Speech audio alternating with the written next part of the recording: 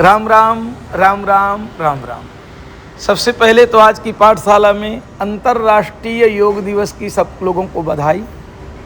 और आज की जो हमारी पाठशाला है वो योग के ऊपर है। योग ही है, पतंजलि ने उनको अष्टांग योग कहा है।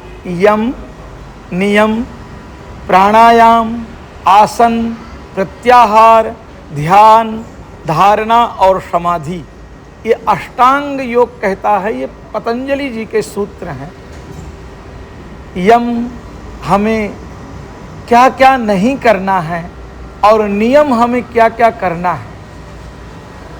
हमें असत्य नहीं बोलना है, हिंसा नहीं करना है, किसी को तकलीफ नहीं देना है। और नियम, हमें सत्य बोलना है। एक प्रकार से समझिए कि एक जगह आपको रोका जा रहा है और दूसरी जगह आपको कार्य करने के लिए कहा जाता है। ब्रेक लगाए रहेंगे तो गाड़ी चलेगी नहीं, तो इसके लिए स्टिलेटर भी है कि भाई गाड़ी को रेस्ट दिया जाए। आसन, हम किस आसन में बैठे, आसनों की बहुत महत्व है। कई प्रकार के आसन निर्मित हैं। योगा में आप लोग आसनों के विषय में देखते हैं, कहीं पश्चिमोत्तासन है, कहीं वज्रासन है, कहीं आपका पद्मासन है, कहीं सूर्य नमस्कार आसन है। तो करोड़ों आसनों के विषय में भी चर्चा है वहाँ। आसनों के द्वारा हम शरीर में एक प्रकार का लचीलापन ला सकते हैं।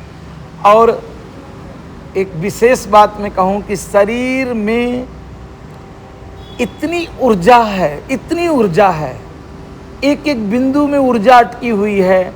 उस ऊर्जा को प्रवाहित करने के लिए भी आसन है।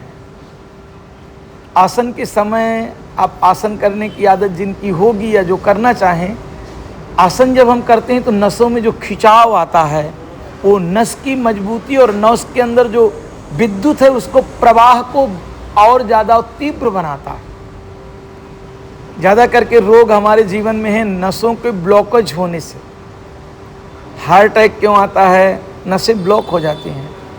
आपका ब्रेन अटैक क्यों आता है? नसें आपकी क्लोज हो जाती हैं। पैरालिसिस क्यों हो जाता है आपको? कि नसें आपकी क्लोज हो जाती हैं। और नसों का जो जाल है लगभग 26 किलोमीटर दूर तक जा सकती है अगर एक एक नस जोड़ा जाए। इतना बड़ा जाल आपके अंदर शरीर में है।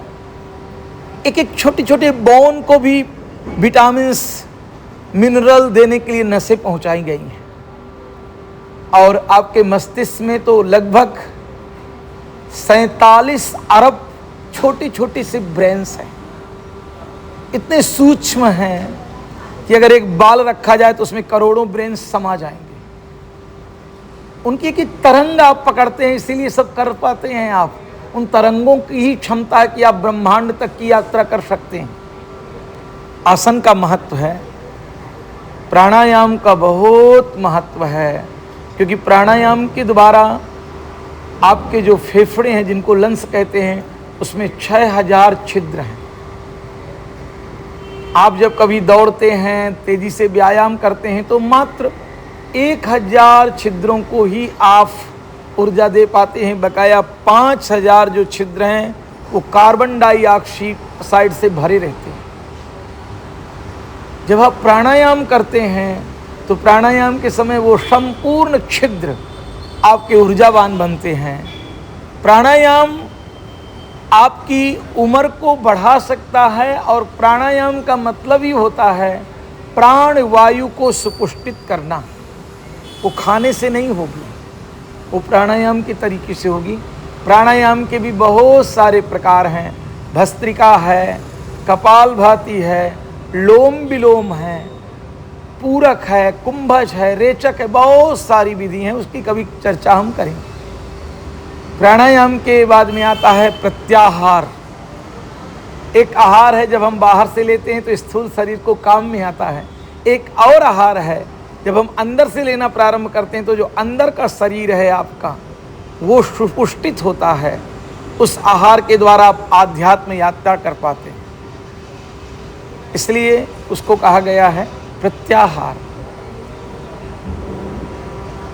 प्रत्याहार के बाद में ध्यान की स्थिति है, धारणा की स्थिति है और समाधि की स्थिति है। ऐसे करके अष्टांग योग पतंजलि ने चर्चित किया है।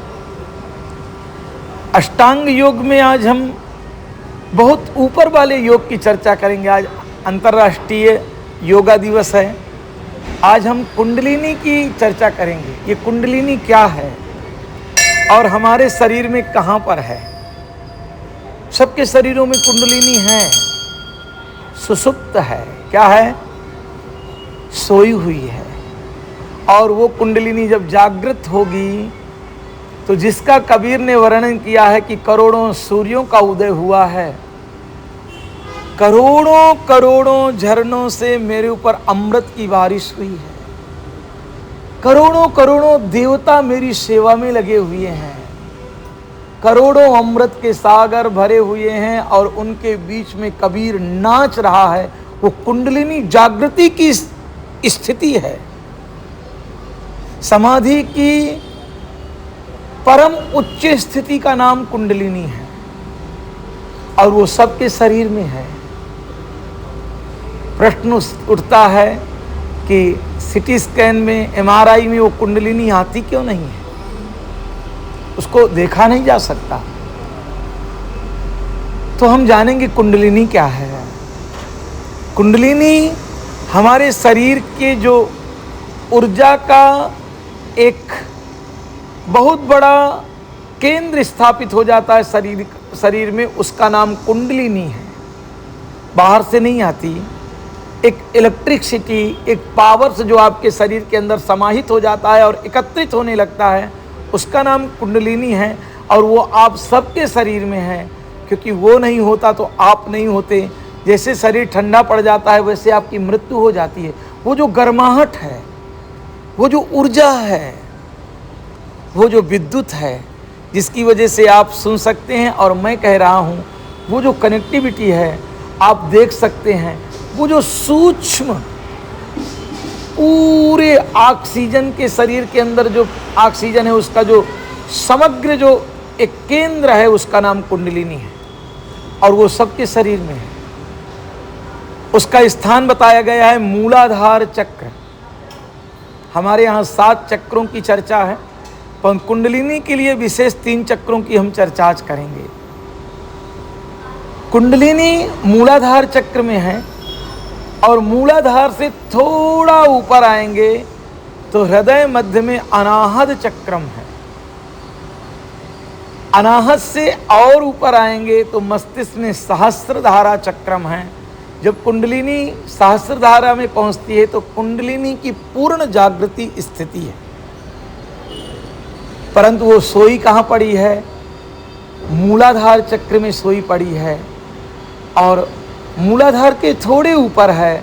परंतु सांसारिक भोग, काम की इच्छा, ये क्या करती हैं? कुंडलिनी को नीचे की तरफ खींच के ले जाती हैं। जब कभी अपनी हम ऊर्जा मूत्रेंद्रिय से बाहर फेंकते हैं तो थोड़ा वो कुंडलिनी को टच करती है, थोड़ा आनंद का आभास होता है।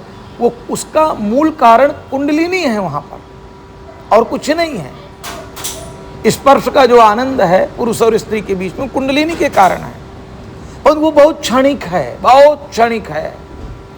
काश अगर वो जागृत होगी तो उससे अरबों खरबों गुना और कंटिन्यू ऐसा ही आनंद आपको आभास होता रहेगा। तो वो कुंडलिनी जो मूलाधार में है, वो कुंडलिनी कैसे जागृत करना है हम देख नहीं सकते। उसको ऑपरेशन करके कोई नहीं कुछ कर सकता। जैसे बिजली को देखा नहीं जा सकता। किसको नहीं देखा जा सकता? आप लोग बिजली को देखें कहीं? बिजली बनाने वाले ने भी बिजली को नहीं देखा है। बिजली कैसी होती है कोई बताए? उसका रंग कैसा है, उसका आकार कैसा है? आकाश में जो तड़पती है वो बिजली नहीं है, वो घर्षण है। जो दिखाई पड़ता है तेज, बल्ब के अंदर जो तेज दिखाई पड़ रहा है वो एक तार लगा हुआ है, वो जल रहा है, बिजली नहीं जल रही। फ्रिज के अंदर जो विद्युत पहुंची है उसका कोई कलर नहीं है, वो फ्रीज कर रही है, उसका अपना कोई रूप नहीं है। इसलिए उसको किसी प्रकार के मशीनों से या विज्ञान के तरीके से नहीं पकड़ सकते हम। वो कुंडलिनी की कल्पना कैसे हुई है? क्योंकि जब भी आपकी कुंडलिनी जागृत होगी तो कुंडलिनी सरकते जैसे सरकेगी और सरकने में सबसे स्मार्ट पहले के समय सर्प ही था। इसलिए उसकी जो कल्पना की गई वो नागिन के जैसे की गई। और नागिन क्या करती है कि जब कहीं नहीं जाना है, आराम करना है, उसको तो कुंडल बना करके वो बैठ जाती है, क्या हो जाती है, और फण को नीचे कर लेती है। इसलिए ऋषि ने उसको कुंडलिनी बोला है। क्या बोला है साहब? वो अपने कुंडल को बना करके फण को नीचे की तरफ करके बैठी है आपकी कुंडलिनी। जब आप प्राणायाम के द्वारा मूलाधार से श्वास को ऊपर खींचते हैं तो वो धीरे धीरे करके ऊपर जाती है। आप पूछेंगे कि कुंडलिनी जागृत करने में कितना टाइम लगेगा या कितने दिन लगेंगे, तो आपको मैं स्पष्ट कर दूं कि उसके लिए दिन की ज़रूरत नहीं है, टाइम की ज़रूरत नहीं है। वो 1 सेकेंड में भी जागृत हो सकती है, सोई नहीं है वो। आपका जो ध्यान बाह्य संसार में है, जिसके कारण उसकी तरफ ध्यान नहीं, तो सुषुप्त है। जैसे बोर्ड में तो लाइट है, पर बटन आप नहीं दबा रहे हैं, तो इसलिए घर में प्रकाश नहीं, इसका मतलब लाइट नहीं है ऐसा मत बोलो। प्रकाश क्यों नहीं मिल रहा है? क्योंकि आप स्विच को ऑन नहीं कर रहे हैं, आप उसके लिए प्रयास नहीं कर रहे हैं।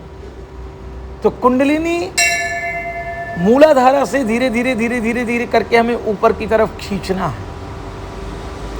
जब वो खींचने लगेंगे, आपका पूरा ध्यान वहां रहने लगेगा। और कैसे होगा वो? आप जो भी काम करते हैं पूरा ध्यान वहीं पर केंद्रित करें। पहले तो सूत्र ये समझना है। आप खाना खा रहे हैं तो पूरा ध्यान खाना खाने में लगाना है, पूरा ध्यान। आप बाथरूम में बैठे तो बाथरूम में ही पूरा ध्यान लगाना है, बिजनेस व्यापार में नहीं लगाना है। आप चल रहे हो तो आपके चलने में आपको ध्यान लगाना है। योग का मतलब मन और शरीर दोनों की एक्चुअल एकाग्रता, एकता ही योग है। आप योग करते हैं। आज लोगों ने सोचा कि प्राणायाम करेंगे, उछलेंगे, कूदेंगे, नाचेंगे, कुछ ये करेंगे, कुछ वो करेंगे, कुछ डिप्स मारेंगे तो योग नहीं। योग का मतलब होता है शरीर और मन का मिलन, आत्मा और परमात्मा का मिलन। सबसे पहले योग। और कुंडलिनी में आपको योगः कर्मसु कौशलम, जिस भी काम को आप कर रहे हैं बड़ी कुशलता पूर्वक करना है। पूरा ध्यान आपका उस काम में लगाना है, पूरा ध्यान। आप जो भी काम करते हैं पूरा ध्यान आपका काम पे ही होना चाहिए। छोटा काम हो, बड़ा, यहाँ तक कि चलने में, तो चलने में ही ध्यान है आपका। खड़े हैं तो खड़े होने में ही ध्यान है। सबसे पहला पार्ट्स है कुंडलिनी जागृत का। जब आप जहाँ हो वहीं पर आप प्रेजेंट रहने लगो। आप शरीर के साथ तो पहले जुड़ो,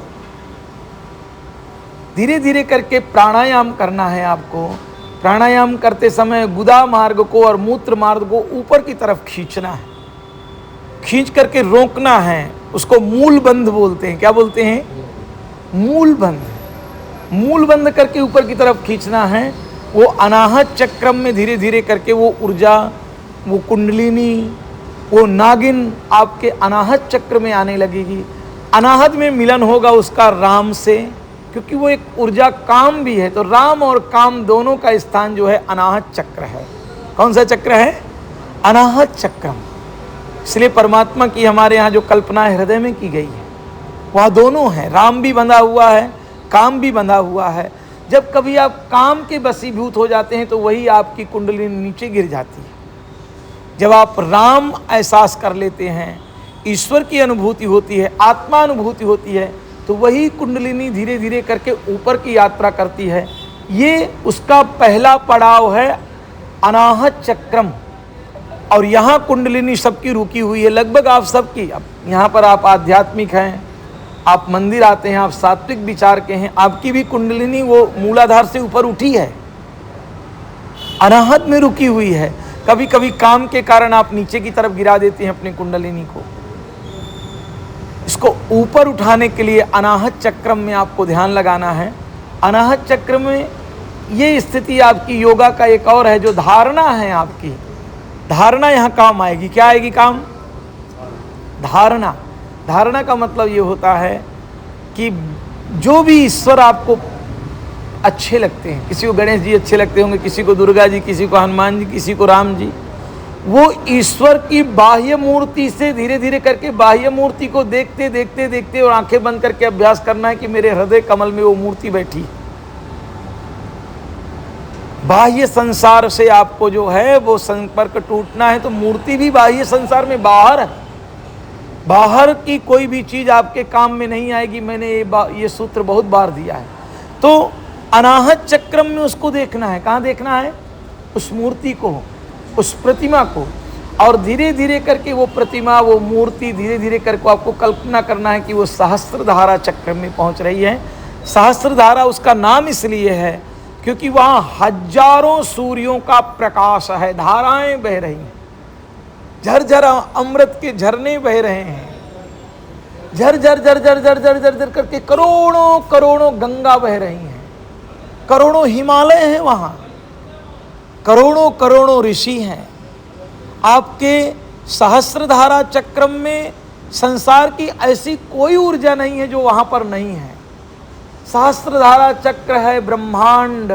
इसलिए योग में कहा गया है यद पिंडे तद ब्रह्मांडे, जैसा आपका शरीर है वही आपका पूरा ब्रह्मांड, ऑल यूनिवर्सल आपके सहस्त्रधारा में है। यहाँ सूर्य भी है, चंद्रमा भी है, मंगल भी है, बुध भी है। जो हमारे ऋषियों ने रिसर्च किया ज्योतिष का, उस सहस्त्रधारा चक्र में ही जाकर के प्रत्येक ग्रह के विषय में जाना। सहस्त्रधारा इज पूर्ण, पूर्णमिदः पूर्णमिदम। सहस्त्रधारा इज पूर्णता। जब वहां पहुंच जाएंगे तो फिर आपके जीवन में पूरी तरह से योग घटित होता है और अपने आप आपको कुछ कहना नहीं होगा। जो पतंजलि का सूत्र है, योगः चित्त वृत्ति निरोधः, बाह्य चित्त वृत्तियों का निरोध हो जाएगा और अंदर आपके योग घटित होने लगेगा। आज का पाठशाला हम इतना जान करके ही पूर्ण करते हैं। सब लोगों को पुनः एक बार अंतर्राष्ट्रीय योगा दिवस की शुभकामनाएं। राम राम राम राम राम।